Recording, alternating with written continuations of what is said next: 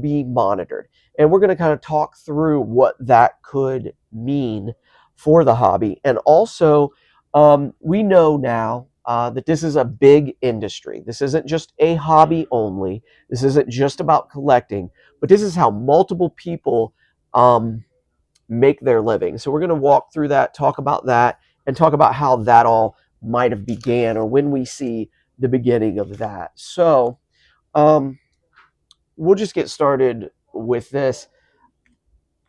Bill, I'll just ask you. Yep.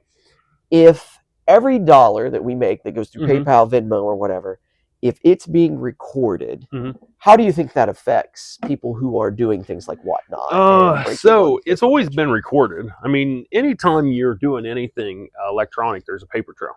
Even if you are taking friends and family or whatever you want to, it's a gift and it's a pizza or whatever it is for Venmo. So those are all recorded. Now, they know something's up if you have 8 million friends that and all those friends are sending you money, but you're not sending them money constantly. So they know some kind of transactions happening. Now, does that alert the government? Maybe not necessarily, but it could. So there is a paper trail anytime you do anything with your bank, like depositing big amounts of money. You go in and deposit $1,000. Yeah, I get a receipt that's emailed to me. Do they? But I do have a business. Anything you sell on eBay, because everybody thinks that eBay is just business. Oh, that's the business, that's eBay. Well, if you sell on eBay, you have to claim it. They send you a 1099 and all that said and done. And people don't understand that when they sell on whatnot and they do the breaks and all that, they're like, oh, I paid 11.25% of them. Yeah. Yeah, but you know what? Of that 88% that you sold there, yeah, you owe the government. That's called an income. Yeah. So you can claim against it, how much money you paid for the product and stuff like that. And now, that's going to cause a lot of people to actually have to do their taxes and not just throw it in a trash can and say, oh, well, it doesn't affect me. Mm-hmm. So yes, no. And I see them cracking down, and they've been threatening and they have been telling us this for multiple years and gave basically people a reprieve, because at one point it was $20,000 and 200 transactions. Once you crossed both those thresholds, you had to claim on your taxes. But if you didn't do over $20,000 in sales, you didn't have to claim it. Then when the old regime president thing came in, they lowered it down to $600. But they came back and gave a reprieve for 4 years. They're like, okay, well, we don't really have it all set up in the system the way we need it, this and that. Well, I assure you that it's in the system. If they don't adjust it this year, I'm not sure. I haven't talked to my tax lady yet. But once I know, you're going to have to be up and up on what you're selling. So if you sold a break for $600 and you paid your fees, now you owe income on that. So yeah, no, I agree. So I'm just going to add a few things to this. So what's going to happen if this tax expert is correct and there's no longer these minimums, like you got to hit 20, you got to hit 15, you got to hit, if now we have the technology to record and to follow the money, anything not cash, anything on whatnot, anything on Fanatics Live, anything on Facebook, what's going to happen? I think certain people step away. I think certain people stop selling on those things, especially if it's just a side hustle. There's a thing called barrier to entry to market. And the reason that a lot of people won't go the extra mile to have legitimate businesses, to have a vendor's license, to have a business name, to have a business bank account, is because then all of that is taxed. So the first thing is, I think people step away.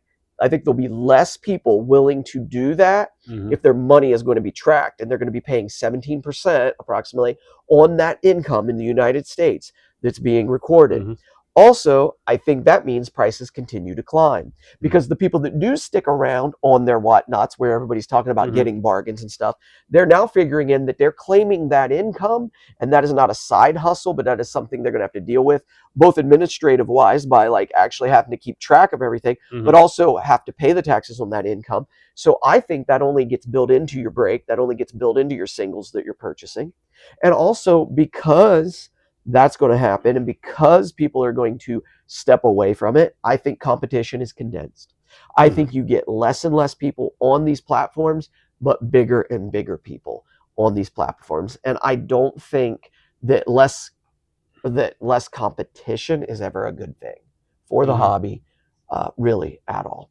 So that's kind of what I see happening with this idea that now all of our money can be recorded and followed, and we might have to claim all of the money that we make on these Mm-hmm. platforms. No, for sure. And then, like we've talked about for years, for tax purposes and stuff like that, what happens at the end of the day, some places, websites, are based out of states that don't have to claim tax on a sale on the internet. Yep. Well, that's unfair to your hobby shops, that Rob has to claim tax on his sales, mass or blasters, megas. He has to claim taxes on that. But if you go to an internet site and those, hey, they have strategically put themselves in states where they don't have to charge that sales Mm-hmm. tax, and it's an unfair advantage to those people, and they're already massive companies in the first place. Yep. So it's an unfair thing, and I think that needs to be adjusted too. I mean, every state in the United States should have an equal, and this should all have at least the same restrictions. Yep. So if everybody pays tax, if one pays tax, and they all should pay tax. It shouldn't be that, oh well, new New Mexico, it was late to the union and they weren't part of this part, so they don't. No, no, no, no, no, no. We are a United States. That's what we are. We're the United States. We all stand, we all fall at the same time, and it is unfair for them to be able to get away with that when your local hobby shops cannot. Sure. And so this other thing was more of a subject Bill and I kind of talked about, but Bill brought up initially, and we got in a discussion about this hobby and collectibles and collectors. It being almost two things. Like there's a collecting side, there's a hobby side, but then there's an industry, and that industry, and even Neo Mm-hmm. Cards and Comics really addressed this. We had already planned to talk about this, but Neo just dropped a video a Mm-hmm. couple of days ago about how it's such a big gambling side to that, and that's actually became the new norm. And everybody's blaming kind of Topps Fanatics, but Bill even brought up that the change might have happened before that. Mm-hmm.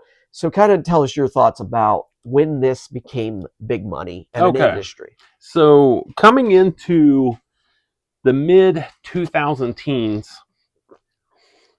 2014, 2015, like basketball. You could go to your wholesaler and get basketball because they still had it. It was still on the shelf. They were basically trying to clear it out. They're like, please buy it off of us because we need to buy for our next product. Um, Football, the same. Rob would order it.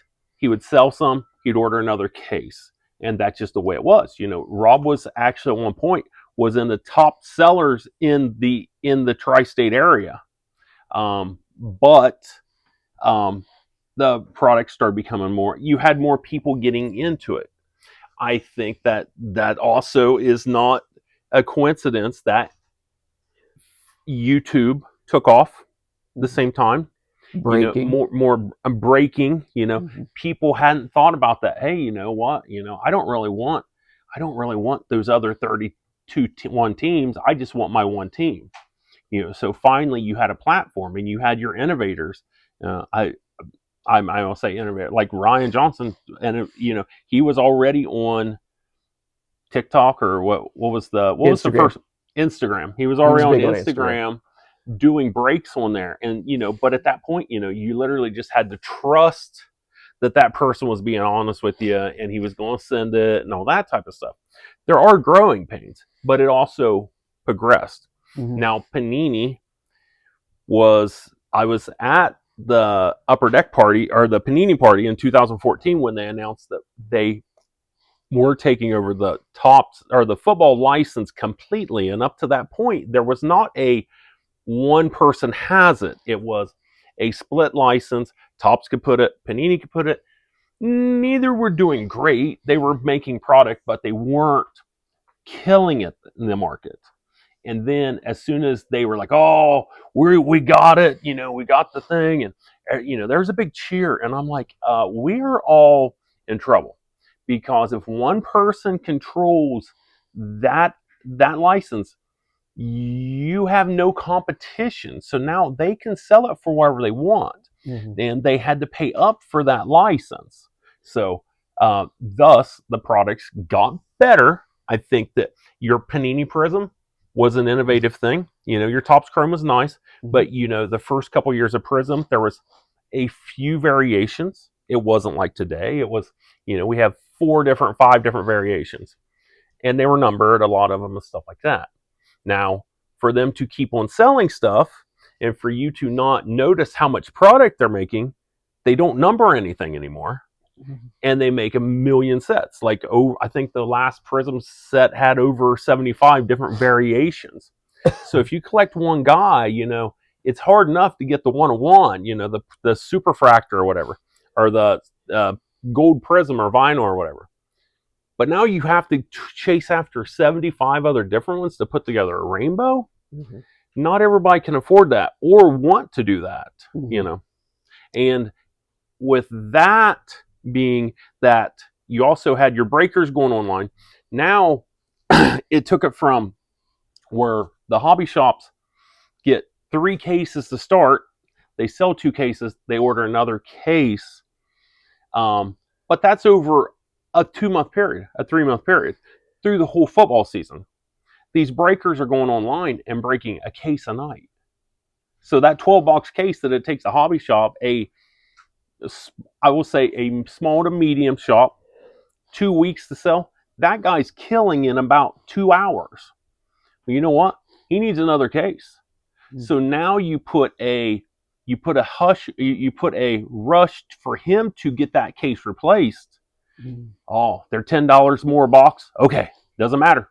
I'm going to pass on that to my customers. Mm-hmm. And it progressed. So now you find that Panini is losing the license to Topps, and Topps Fanatics overpaid for all the license, but they needed them to get back into the market. So there's no, and back then when we collected, and we never thought about Topps making money or anybody, we weren't worried about Topps making money because we knew it was Topps, they were making money. We weren't, Topps wasn't telling us about all these investors that need to get their dividends and all that. And Fanatics took on billions of dollars from investors, and they want their money back. So thus the market went up, and Fanatics is a point where they're trying to satisfy their investors, and it's only hurting the collectors. Mm-hmm. So, all right. So yeah, we're just talking about how this has went from a hobby, mm-hmm. and has went from one guy maybe in a smoky little hole in the mm-hmm. wall, able to make a okay living, or maybe make it a part-time thing, to a thing where now the average shop does over $2 million, mm-hmm. and has a couple full-time employees, a couple part-time mm-hmm. employees. Yep. So that change, as we're alluding to, didn't start with Fanatics. It started with Panini. They mm-hmm. entered the market in 2009, doing the NBA, and then March of that year, they started messing with football. But as Bill stated, it wasn't until about 2014 that they announced that they were taking the license that over they would get, as of 15. Yeah, they would have exclusive rights to, mm-hmm. to certain license. And so since then, it's just grown and grown.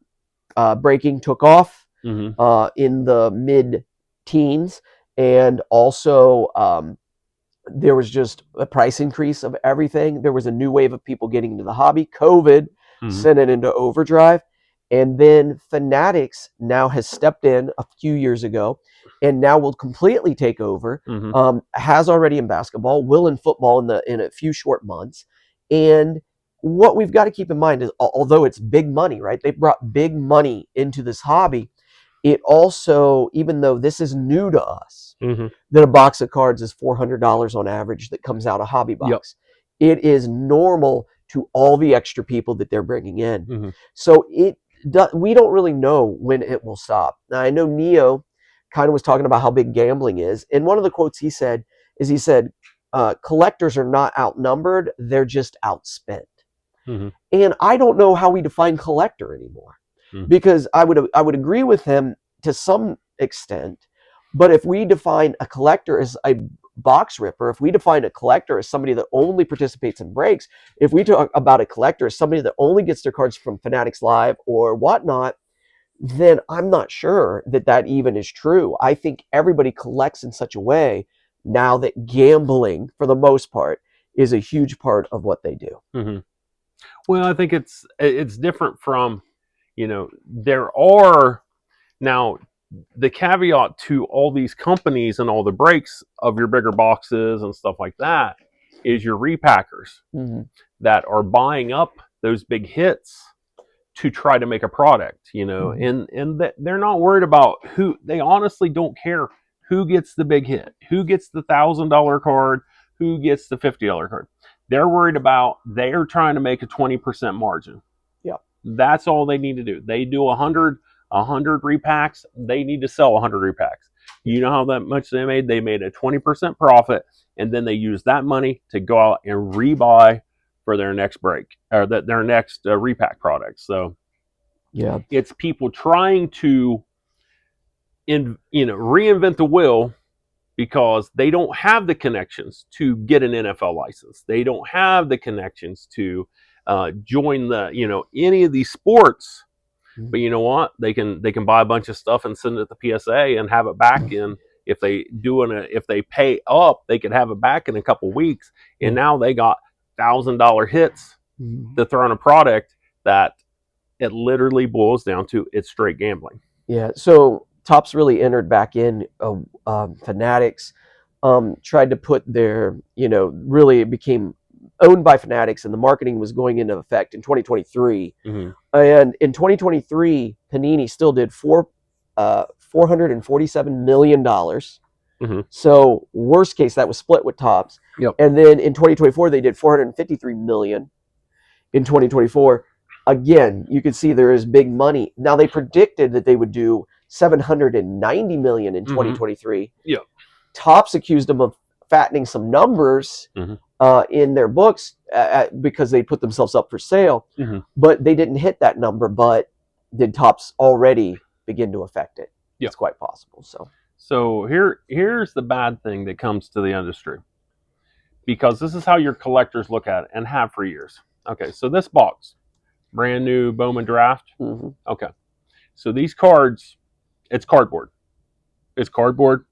It is a chrome finish or a poly. You got a cardboard outer thing. You got poly stuff around it. You have, I don't think they have autographs in them, or jerseys. They do have autographs. Yeah. So they paid somebody a couple bucks to sign autographs for some of them. So realistically, my guess, Fanatics has no more than $40 in making this box. Okay. Now, that's the box. That's just saying this. So that's not saying the NBA license or the Major League Baseball license. It's not saying those extra things. Now, Fanatics, unlike Panini, is testing the market to see what the market will handle. So, like when Topps Chrome Basketball came out, they released it to their first thing, and it literally shut down their website. And they were $379 a box, and Hobby were $700, and people were like, "Oh my gosh, that's crazy!" But it sold out in 4 minutes. Now, by the time it came out to market, and the people had bought that, and they had their guaranteed, they got 4 cases coming in, so they know they could sell it online. It went up to a $700 product for Hobby, which is almost double, and your jumbos went to over 1,100. Now, that when Fanatics comes to sell it to the hobby shops, we got it at a fair value on that first couple cases, but that second case was $200 more per box to put in our shop. Now, that's okay. That would have been okay for basketball because we know this is a strong purchasing group they're spending crazy money buying basketball. But on like baseball, like tier 1, they did the same thing and overshot the market and charged us on the secondhand market $380 a box, and it only sells for about three and a quarter. So they're the people that made it in the first place. So they know how much, if they could sell it to us at $320, let's say, they didn't need to sell it to us for $525. But they did. You know why? Because there's $200 more a box, helps their investors. It doesn't help out anybody in a hobby. All it does is pour more money out of pockets, and it also shows to me that they have no future of trying to satisfy a kid trying to be in cards. That they're not worried about kids in the market. They're just going to say, hey, you can buy a blaster. And I think that's very unfair, because you're going to see these huge cards hit, and now Chrome, granted it's different places, but there's going to be huge cards come out of Topps Midnight Basketball that's coming out in the next week or so, and that's starting out $800 a box. No kid should be opening that box. So anything that was hit in that product could not have been hit by a kid unless that kid literally is Richie Rich. Mm-hmm. So now you've segmented them out of the hobby, and it's unfair because those kids are going to be the people that's going to be supporting you in 10 years.